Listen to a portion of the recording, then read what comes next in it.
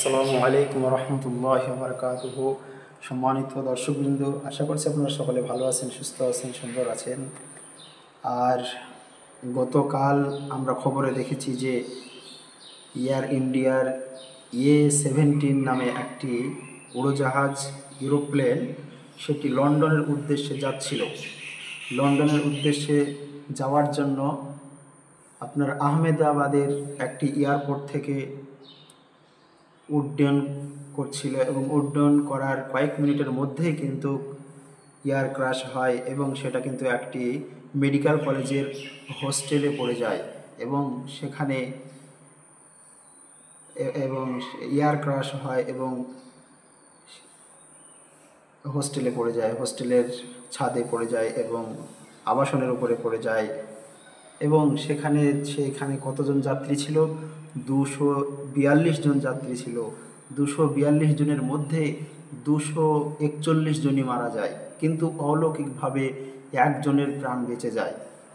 একজনের প্রাণ বেঁচে যায়। যাই হোক, কি বিশ্বাস নামে একটি নাম, তো ওই ব্যক্তিটি বেঁচে যায় অলৌকিকভাবে। তাহলে এখানে দেখা যাচ্ছে যে 242 জন যাত্রী নিয়ে উড্ডয়ন করলো লন্ডনের উদ্দেশ্যে ওই এয়ার ফ্লাইটটি, কিন্তু একজনই বেঁচে যায়। তাহলে আপনার ভাবতে হবে এখানে তাকে আল্লাহই বাঁচিয়েছে, তাকে আল্লাহ রাব্বুল আলামিনই বাঁচিয়েছেন। আল্লাহর ইশারা ছাড়া এইরকম দুর্ঘটনায় কিন্তু বাঁচা সম্ভব নয়। তাহলে কেউ কেউ বলছে যে ইউরোপ্লেনের ভিতরে পাখি ঢুকে গেছিল, পাখি ঢুকে গিয়ে কিন্তু গোলযোগ সৃষ্টি হয়েছে এবং এয়ার ইন্ডিয়াটি ধ্বংস হয়েছে। তাহলে মেন কারণ কিন্তু জানা যায়নি। আপনারা অবশ্যই সব সময় আল্লাহর উপরে দৃঢ় বিশ্বাস এবং দৃঢ় আপনার আকীদা নিয়ে, বিশ্বাস নিয়ে চলাচল করবেন। আল্লাহ রাব্বুল আলামিনকে সর্বদা স্মরণ করবেন।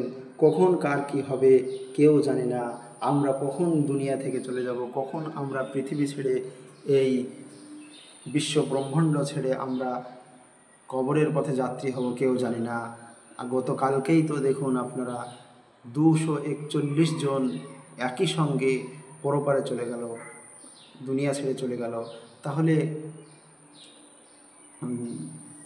যে যার সঙ্গে দুনিয়াতে সম্পর্ক রাখবে তার সঙ্গে তার হাসর হবে। তাহলে মান তাশাব্বাহা বিকওমিন ফাহুয়া মিনহুম, যে ব্যক্তি কোনো জাতির কে বেশভূষা গ্রহণ করবে, তাশাব্বাহা মানে তার সঙ্গে কি করে চলবে, তার সংস্কৃতি গ্রহণ করবে, তার মুশাব্বাহ মানে তার সঙ্গে মিল রাখবে, সে তার সঙ্গে হাসর করবে। তাহলে আমাদের চলন বলুন, আমাদের আকীদা, আমাদের চরিত্র, আমাদের আখলাক যদি আল্লাহ রসুলের মতো হয়, আল্লাহ রসুল যে পথে চলেছেন, যে আকীদাতে চলেছেন, সেই আকীদা এবং সেই বিশ্বাস যদি আমাদের ভিতরে থাকে, তাহলে আমরা নিশ্চয়ই আল্লাহ রাব্বুল আলামিনের নবী হযরত মুহাম্মদ রাসূলুল্লাহ সাল্লাল্লাহু আলাইহি ওয়াসাল্লামের সঙ্গে আমাদের হাসর হবে।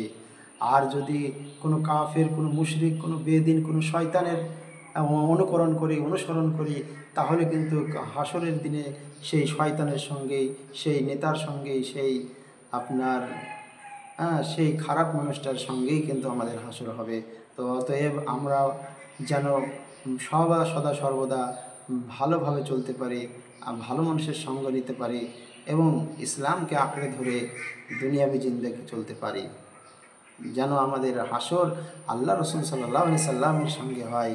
এটাই আপনাদের কাছে আবেদন রাখবো যে আপনারা সদা সর্বদা আল্লাহকে মেনে চলুন, আল্লাহ রসুলকে মেনে চলুন, সহিহ এবং শুদ্ধ আকীদায় আপনারা জীবনযাপন করুন। আল্লাহ আমাদের সকলকে সেই তৌফিক দান করুন, আমিন। আসসালামু আলাইকুম ওয়া রাহমাতুল্লাহ।